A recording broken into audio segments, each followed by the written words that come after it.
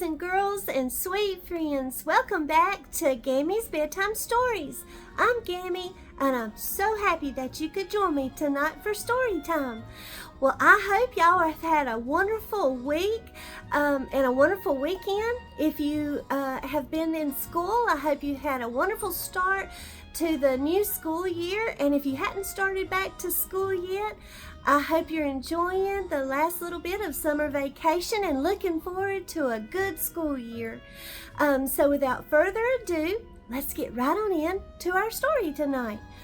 Permission for our story tonight has come from Cottage Door Press, and the name of our story tonight is Jack and the Beanstalk.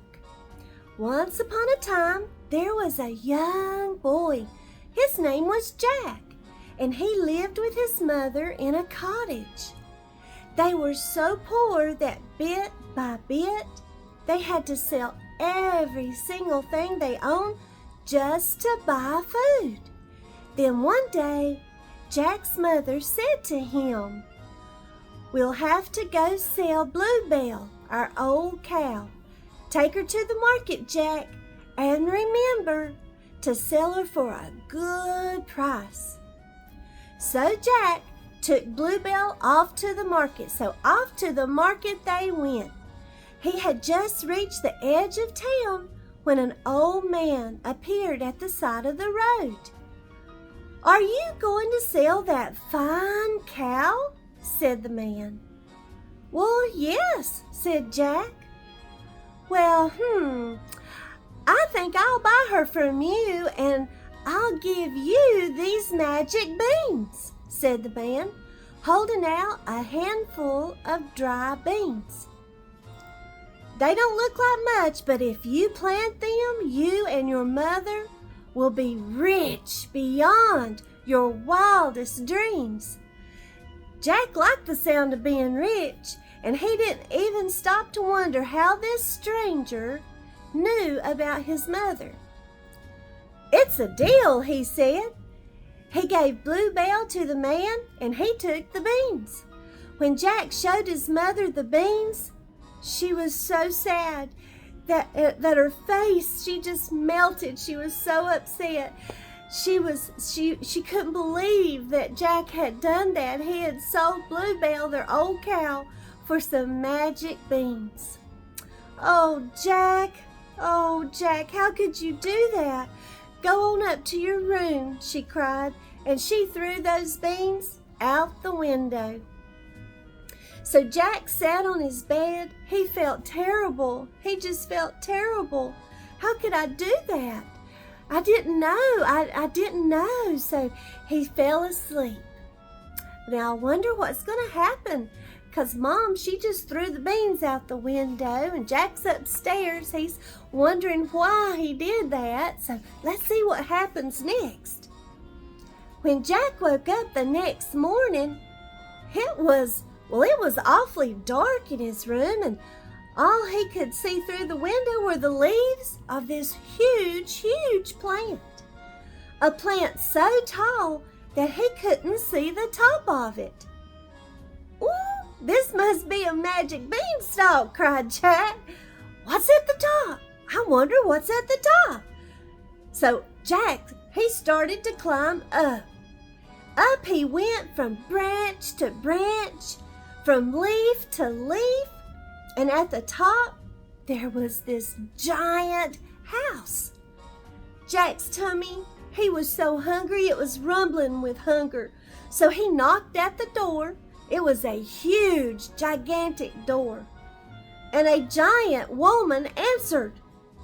"Oh, please, madam, may I have some breakfast?"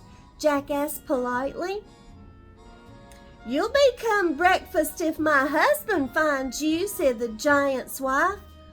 But Jack, he pleaded and he begged, and at last she let him in and gave him some bread and some milk. The giant's wife had just shown Jack where to hide when the giant came home, and he was in a bad mood. "Fee, fi, fo, fum, I smell the blood of an Englishman," roared the giant.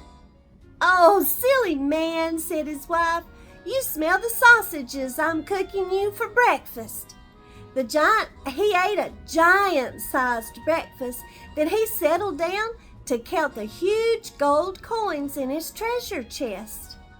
There were lots of coins. 101, 102. He counted and he counted. Oh, but his head started to nod, and before long, he had fallen asleep. Quick as a flash, Jack grabbed 2 of those huge gold coins and he ran out through the front door. He raced to the beanstalk and he climbed down it just as fast as his little legs would carry him.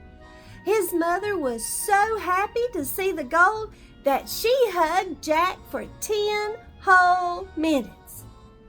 "Oh, Jack, clever boy, Jack," she laughed. "We'll never be poor again." So Mom was pretty happy about those coins, wasn't she, boys and girls? But before long, however, Jack and his mother, well, they had spent all of the money. So the boy decided to climb the beanstalk again. Just as before, Jack knocked on the door and asked the giant's wife for some food. He begged and he pleaded, and at last she let him in. She gave him some bread and some milk and hid him in the cupboard just as the giant arrived home. When the giant had eaten a giant-sized lunch, his wife brought him his pet hen. "Lay, lay," he bellowed, and the hen, why, she laid a solid gold egg, boys and girls. Oh my goodness! She laid a solid gold egg. That hen laid 10 eggs before the giant started to snore. Jack could hardly believe his luck.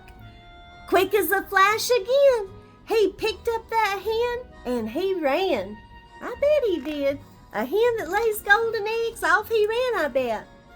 When his mother saw the hen lay a golden egg, she hugged Jack for 20 whole minutes.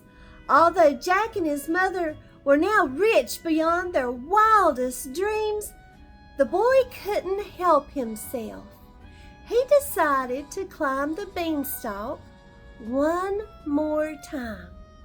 This time, Jack knew that the giant's wife, she would not be happy to see him, so he sneaked in when she wasn't looking and quickly hid in the cupboard. The giant came home as usual, and he ate a giant-sized dinner. Then his wife brought him this magic harp. "Play, play," he roared, and the harp began to play. It was such sweet, sweet music that the giant, he fell asleep in no time at all. Jack, he grabbed that harp and he started to run, but guess what, boys and girls? The harp cried out, "Help! Help!" The giant woke up at once and off he went chasing after Jack. The boy, he slithered down that beanstalk faster than he had ever done before, but the giant, he was catching up with Jack. "Mother, fetch me the axe!" Jack yelled as he reached the ground. Then he chopped at the beanstalk with all his might. Creak! Groan! The giant quickly climbed back up to the top just before the beanstalk crashed to the ground. When his mother heard the harp play, she hugged Jack. Guess how long, boys and girls? She hugged Jack for 1 whole hour. And as you can imagine, the 2 of them lived happily ever after. The end. Well, Gammie hopes that you enjoyed our story tonight, Jack and the Beanstalk. And if you did, Gammie would love it if you would give me a big thumbs up and like, share, and subscribe to Gammie's Bedtime Stories. That would just mean the world to Gammie, and I would appreciate it so very much. And boys and girls and sweet friends, I just want you to know that I'm praying for you all. Every single day I'm praying for you, and I love you all. And until story time again, God bless you all, and sweet dreams. Bye-bye.